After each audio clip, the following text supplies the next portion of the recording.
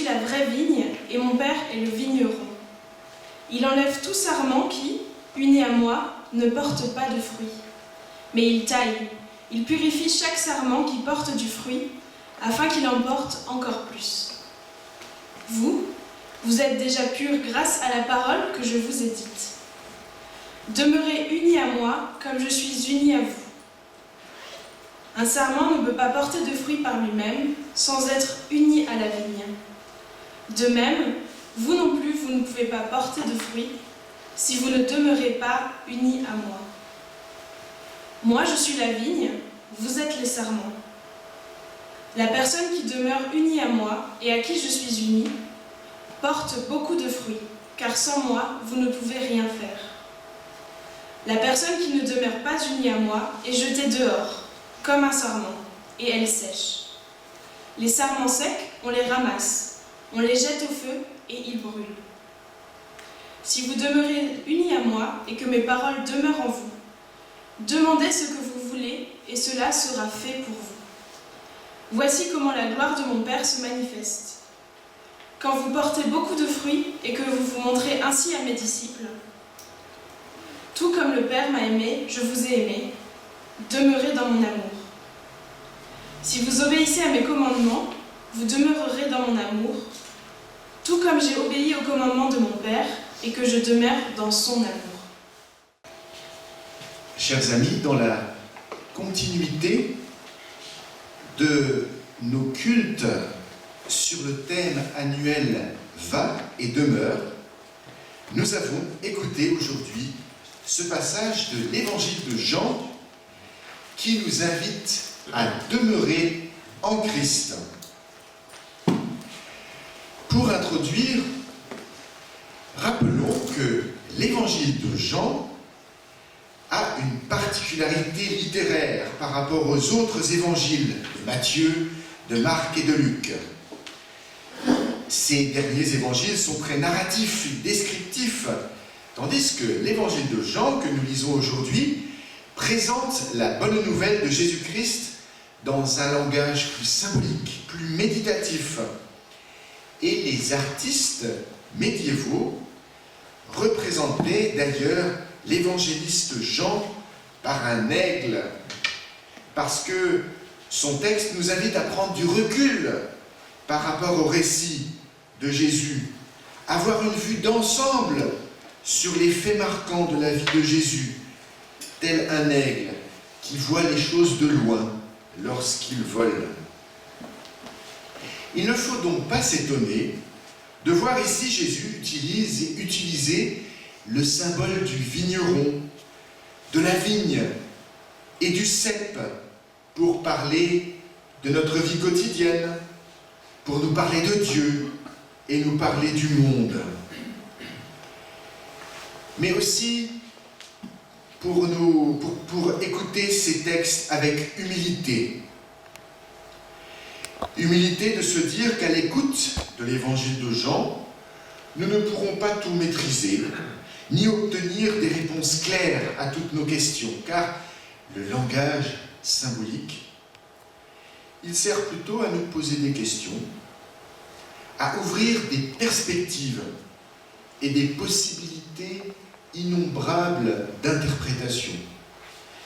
Et donc dans l'interprétation que nous vous proposerons ce matin, nous espérons que vous en trouverez aussi d'autres que nous n'aurons pas dites aujourd'hui. À l'écoute de ce passage de l'Évangile, nous avons retenu une question qui va guider notre méditation. Jésus nous dit, voilà, demeurez en moi. C'est le message, il nous faut demeurer en Christ. Et la question c'est, mais pourquoi? Pourquoi aurais-je ou pourquoi aurions-nous aujourd'hui envie de demeurer en Christ? Ce d'autant plus que dans son texte, Jésus affirme de manière assez radicale « Sans moi, vous ne pouvez rien faire ». Et cela a un côté peut-être rebutant, parce que tout être rationnel se distancie d'une telle affirmation. qui limite un peu notre libre arbitre. Alors, nous reposons cette question. Pourquoi aurais-je envie, aujourd'hui, de m'attacher, de demeurer en Christ? Demeurer. Ce mot peut être compris de deux manières. Le premier, très matériel, factuel. Demeurer, cela signifie se loger, s'abriter, habiter. Pourquoi trouverais-je ma demeure, ma maison, ma protection auprès de Jésus-Christ aujourd'hui, 2000 ans après son passage parmi les disciples, parmi les populations qui vivaient en Palestine? Et puis le mot « demeurer » peut avoir un second sens plus spirituel, voire mystique, qui signifie s'enraciner, s'allier, communier. Oui, pourquoi resterai-je fidèle? M'attacherai-je dans la durée à Jésus-Christ? Pourquoi me laisserai-je habiter par lui dans notre monde où le temps passe si vite, où le monde des idées et les repères sont si fragiles, si instables? Pourquoi demeurer en Christ? Il y a un mois environ, au conseil de maison du foyer Jean Sturm, d'où viennent Tiafina, Calypso et Dorian, ici, nous nous sommes demandé quelle est la figure de Jésus qui nous parle spontanément le plus parmi trois images qui reviennent souvent de Jésus aujourd'hui. Est-ce d'une part celle du Jésus enseignant, celle du Jésus qui parle aux foules? Est-ce d'autre part celle du Jésus priant, celui qui prie pour ses disciples, pour ses amis? Ou est-ce, troisièmement, celle du Jésus témoin d'amour au risque même de la croix? Et alors les conseillers de maison ont spontanément retenu la première, celle du Jésus enseignant. Car oui, si Jésus a vécu il y a fort longtemps, même s'il utilise parfois un langage radical, ces idées, spontanément, nous les retenons facilement. Ces idées passent les âges, les siècles, et elles gardent aujourd'hui toute leur actualité. Et Jésus se laisse aimer par tous, même par ceux qui ne se réclament pas du christianisme. Et pourquoi? À cause de la pertinence de son enseignement. Ce qui nous marque le plus, ce sont les paraboles que Jésus savait raconter. Ces histoires qui n'imposent ni dogme, ni morale, nous font toujours réfléchir aujourd'hui et nous arrivons aisément à nous identifier aux personnages qu'elles mettent en scène. Nous sympathisons avec le Samaritain qui s'est fait agresser sur la route de Jéricho et qui se demande alors « Qui est le prochain qui viendra me secourir ?» Nous aimons nous laisser surprendre avec lui en constatant que le prochain qui vient à notre secours n'est pas forcément celui auquel nous nous attendions. Au cœur de notre monde compétitif, nous aimons nous laisser bousculer par la parabole des ouvriers appelés à différentes heures, où tous trouvent du sens à ce qu'ils font et au service qu'ils peuvent rendre, qu'ils aient été appelés en premier ou en dernier sur la liste des reçus.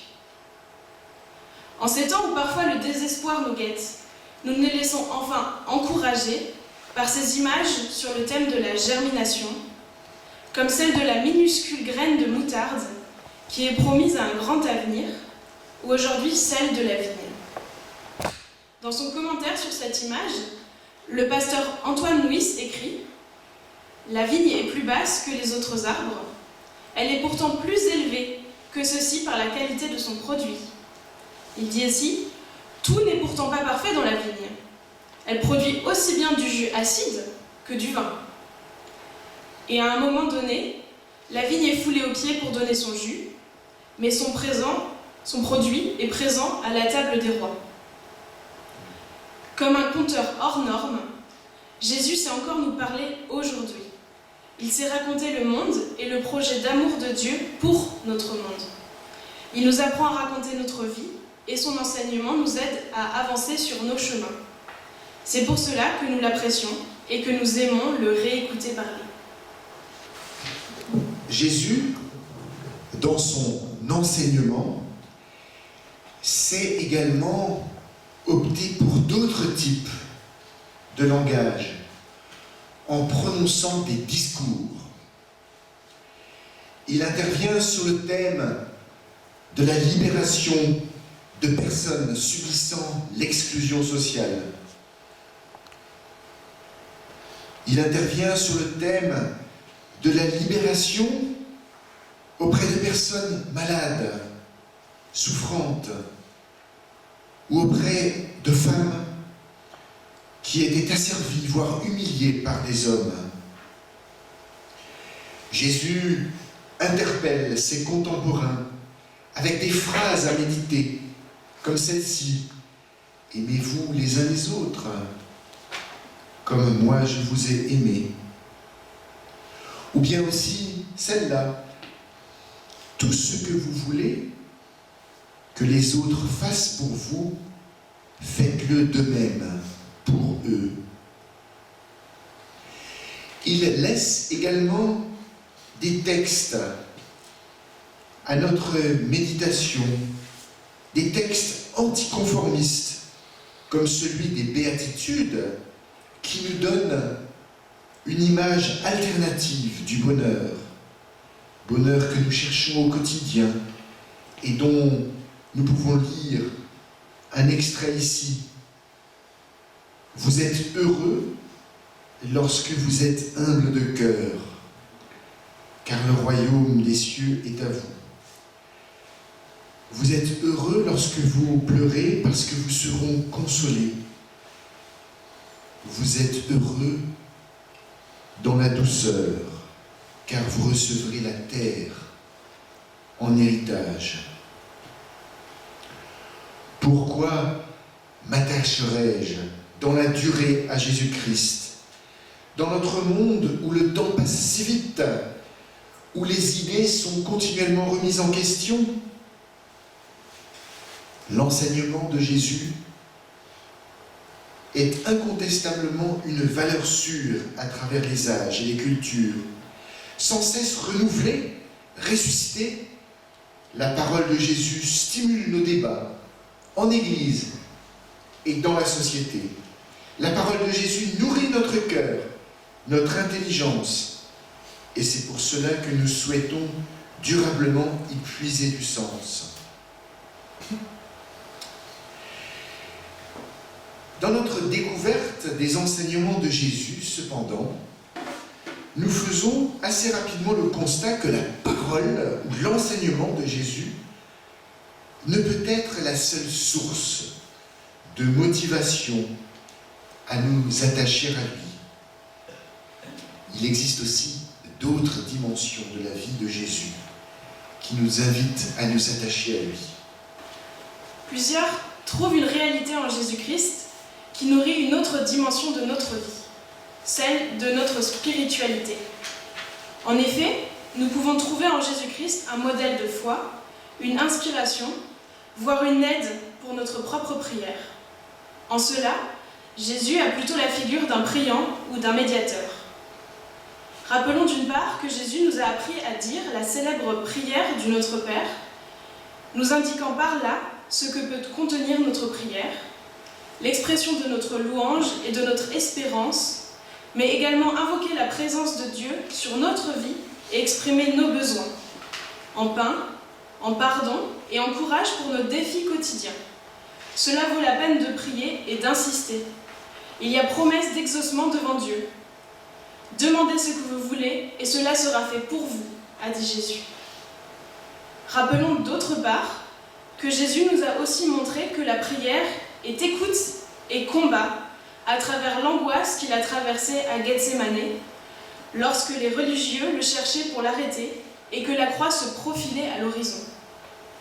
Dans cette prière, Jésus exprime ses doutes et dit « Père, si c'est possible, que cette coupe s'éloigne de moi. » Il s'ensuit une période d'écoute et de lutte, au bout de laquelle il reçoit le courage de l'acceptation et dit « Toutefois, que ce ne soit pas ma volonté, mais la tienne qui soit faite. » La prière est un combat qui affermit notre foi. Grâce à la prière, nous osons demeurer ou résister là où nous serions justement tentés de fuir devant la peur. Pour nous aider à persévérer dans ce combat spirituel, nous aimons régulièrement partager le pain et le vin en mémoire de la mort et de la victoire sur la fatalité de la mort remportée par Jésus. Ce rassemblement communautaire, que nous appelons la Scène ou l'Eucharistie, nous renouvelle intérieurement et nous aide à demeurer unis en Dieu. Venons-en à présent à une dernière réalité qui peut nous encourager à vouloir rester unis à Jésus-Christ. Si Jésus inspire d'une part notre intellect par son enseignement, notre spiritualité par la prière, il nous inspire également dans notre quotidien. Il inspire notre action par la mise en œuvre concrète de son projet d'amour qui a dirigé, qui a influé toute sa vie. En effet, Jésus ne s'est pas contenté de rester un rabbin, un maître. Le message de ses paraboles ou de ses enseignements sur l'amour du prochain, il les a lui-même mis en pratique. Il a lui-même vécu l'amour de Dieu en se faisant des pauvres, en se faisant proche des pauvres, en se faisant proche des malades. Il a pris la défense des exclus. Il a prononcé des paroles de pardon sur des personnes pourtant considérées impardonnables. Son témoignage d'amour a été tel qu'il s'est mis à dos les gens du pouvoir. Son témoignage d'amour était tel qu'il a été mis en croix à la place d'un brigand. Il est devenu l'ami de ceux qui l'entouraient. Et l'ami, on s'y attache, même en cas d'absence. L'ami ne s'oublie pas. Et c'est pourquoi les disciples, à la suite de Jésus, ont essayé de mettre en pratique la bonne nouvelle de la proximité de Dieu. Et cet élan d'action des disciples se transmet de génération en génération. Il nous met en route encore aujourd'hui. Il nous oriente. Il oriente nos actions de solidarité, à l'hôpital par exemple, ou auprès des exclus, ou tout simplement auprès de celles et ceux qui vivent autour de nous, dans nos familles, dans nos foyers, dans nos communautés. Et la seule joie qui oriente notre action, c'est celle d'avoir été transformée, mobilisée, encouragée par l'amour de Jésus.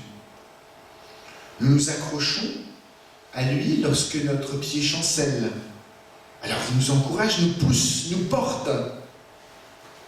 De même, nous lui exprimons notre reconnaissance lorsque nous voyons les traces de son passage dans notre vie. Et il rit avec nous lorsque nous aboutissons ou réussissons. Et cette relation avec lui peut être illustrée par cette image de la vigne, de notre évangile. Tels des sarments, nous portons du fruit. Et tel un cep, Jésus procure sa sève qui nous fortifie et donne sens à notre action. Et pour illustrer cette relation, cette proximité entre nous et Jésus, nous vous proposons de terminer avec une petite histoire.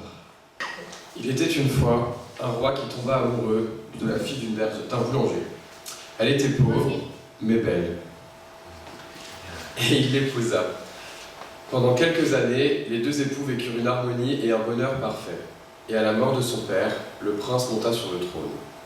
Mais à partir de ce jour-là, les ministres et les conseillers s'empressèrent de lui faire comprendre que, pour le prestige du royaume, il devait renvoyer sa femme, issue du peuple, et épouser la fille d'un puissant roi voisin. Afin de s'assurer, par ce nouveau mariage, une période de paix et de prospérité. L'insistance des ministres et des conseillers se fit de plus en plus pressante, et le jeune roi finit par céder. « Je dois te renvoyer, dit-il à sa femme. Demain, tu retourneras auprès de ton père. Pour te dédommager, tu pourras emporter ce qui t'est le plus cher. » Ce soir-là, ils dînèrent ensemble pour la dernière fois, un dîner bien arrosé. À la fin du repas, le roi tomba dans un profond sommeil. Alors, la femme l'enroula dans une couverture et le chargea sur ses épaules. Le lendemain matin, le roi se réveilla dans la maison du boulanger. « Mais comment? Mais pourquoi ?» s'étonna le roi. Sa femme lui sourit et lui dit « Tu avais bien dit que je pouvais emporter ce que j'avais de plus cher. Eh bien, ce que j'ai de plus cher au monde, c'est toi. Sans toi, je ne peux pas vivre. » Cette image de l'amour qui lie deux êtres correspond tout à fait à ce que voudrait dire notre image du cep et du sarment aujourd'hui. La question pour le disciple est celle de demeurer enraciné en Christ. Dieu a planté sa vigne, Jésus-Christ, qui fait naître des disciples à la fois par sa parole, par sa prière, par son témoignage d'amour. Le Christ demeure pour ses disciples. Et les disciples demeurent-ils en Christ jusqu'à dire « Nous ne pouvons rien faire, nous ne pouvons pas vivre sans toi » C'est l'enjeu de notre vie de baptisé, de notre vie de chrétien, de notre vie, d'être constamment nourri par la parole de grâce de Jésus, parole toujours réentendue, d'être fortifié par sa prière, la prière de Jésus, d'être modifié, d'être mobilisé, par son témoignage d'amour.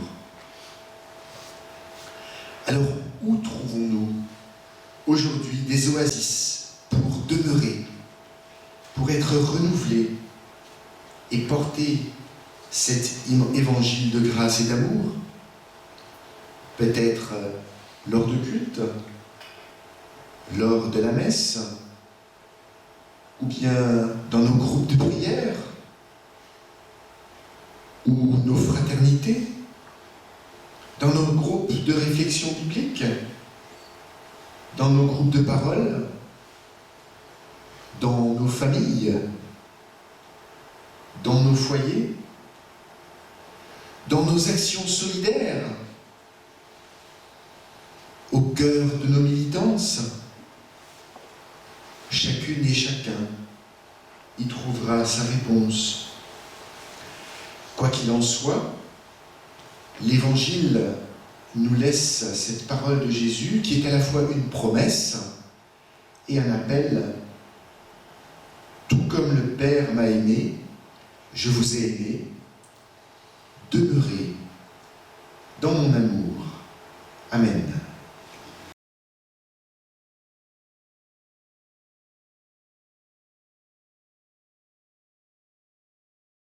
Pour moi, c'est témoigner de l'amour de Dieu auprès des autres. Me souvenir que quand je sais pas quelque chose, je sais pas comment me comporter, je vais toujours regarder ce qu'a fait Jésus. Parce que pour moi, c'est le modèle de comment on doit se comporter en tant que chrétien et chrétienne. Et du coup, c'est Jésus chez qui je vais me tourner, vers qui je vais me tourner pour savoir la vérité. Asia Bibi est demeurée en Christ. Elle vient d'écrire un livre Après 9 ans de prison au Pakistan, elle vit au Canada et elle avait été punie pour avoir peut-être bu de l'eau d'un puits réservé aux musulmans. C'est déjà savoir que lui demeure en moi et m'accompagne tout au long de mes journées. Pour moi,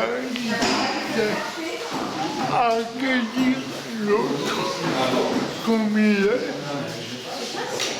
l'aimer comme le Christ nous le demande et lui transmettre